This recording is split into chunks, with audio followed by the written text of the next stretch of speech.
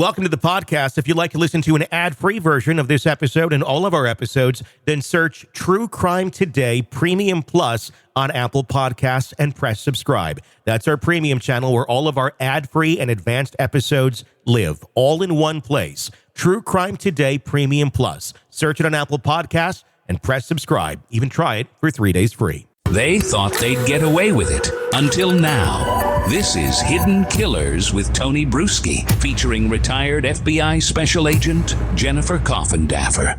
What's your thoughts on there being an accomplice with this, though? Because just to know the fact that he walked out there, knew exactly where Brian Thompson was going to be on a busy New York City street, walking, on the sidewalk.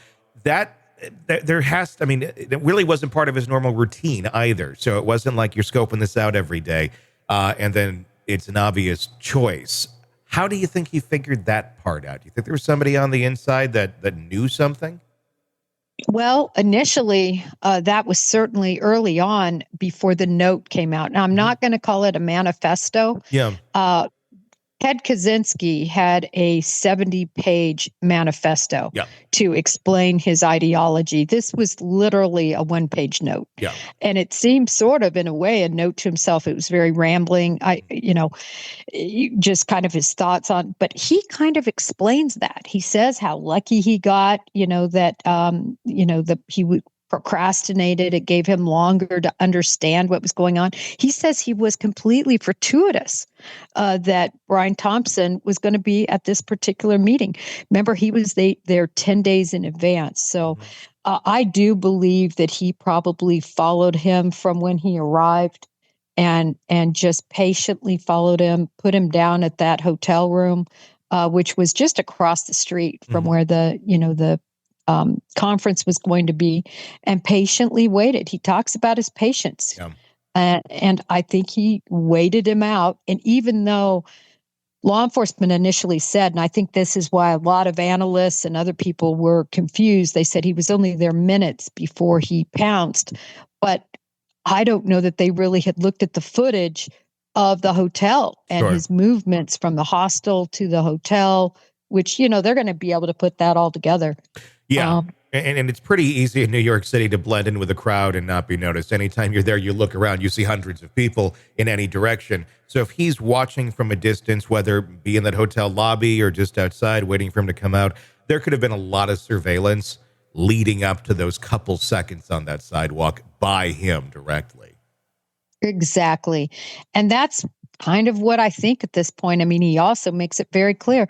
It was me. It was all me. I paid for this with my money. He's very proud about all of this, right? Again, just telling the kind of person he is, right? His grandiosity, of course, because I think he thought he wasn't going to get caught. Yeah. I mean, I really believe he thought he might have more CEOs to line up. But he says about this, and this is the one key point I want to make.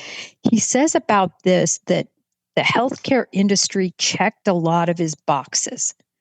And I think there are a lot of boxes. This is just my belief based on everything, that one of his boxes was getting back at his parents. We know that he was persona non grata toward his parents, toward his family. We know that they made their money in the healthcare industry.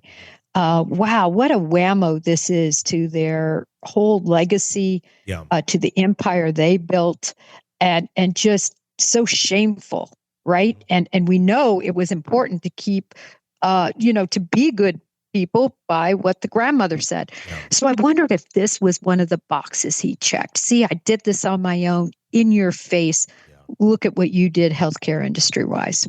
Yeah. Just again, my thoughts. No, I think it makes a lot of sense because you start to evaluate the psychology, what makes him who he is. Obviously quite a narcissist. We've kind of established that. But, a 26-year-old, lots of young, dumb things going through a 26-year-old's mind.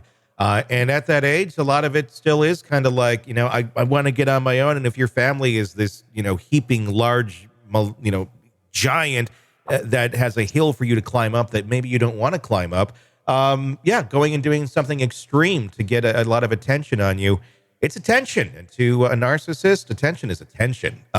It doesn't matter if it's something horrible, especially if they feel justified in it, that they're doing something that makes them look like a hero. And this man did succeed in that. He has a lot of people thinking he's a hero when, in reality, he is not. Yeah, I agree. But I do also think he does need evaluated. And I say this because he did take a complete exit out of society for about 4 or 5 months. It's not as long as people think. His back injury that happened, right? He always had a back issue, but in 2023, he had a surfing accident that left him in a ton of pain, but he got the surgery. After that, at least according to the Reddit account, he was fine. He could sit, he could stand. He said, wow, I'm pain-free. He goes on a extravagant vacation in Hawaii, hiking and doing things. And then he takes off to Asia and to, specifically to Thailand and to Japan. I mean, obviously the wealth of his parents, what a sheltered, horrible life he's leading without any opportunity. He's that poor boy. He's so in pain. Yeah. Traveling and all of this. But then there is a time for 5 months, from July until the murder, around that time frame, right, that he does take an exit from everything. And what happened in Asia? What psychedelics led to this complete disconnect? And then, I think there is something to be said about that rambling note he said. I mean, this is an educated guy. Yeah. That's your manifesto. That's no manifesto. So I think there's a lot of things to really consider in this, and they're going to have to look at him and see if he did have a break or if, this is just him. I'm leaning toward B, but it deserves a look. I agree. Welcome to the podcast. If you'd like to listen to an ad-free version of this episode and all of our episodes, then search True Crime Today Premium Plus on Apple Podcasts and press subscribe. That's our premium channel where all of our ad-free and advanced episodes live, all in one place. True Crime Today Premium Plus. Search it on Apple Podcasts and press subscribe. Even try it for 3 days free. All right, true crime addicts, let's cut the crap. You're knee-deep in the gory details of your favorite podcast when suddenly a commercial hits like a bad meal. Seriously? You deserve better. Upgrade to True Crime Today Premium Plus on Apple Podcasts, where you can binge without those annoying ads. Plus, get extended interviews that go deeper into the darkness and early access to episodes so you can be the first to know. It's like trading up from fast food to fine dining, but with more blood. So, go ahead.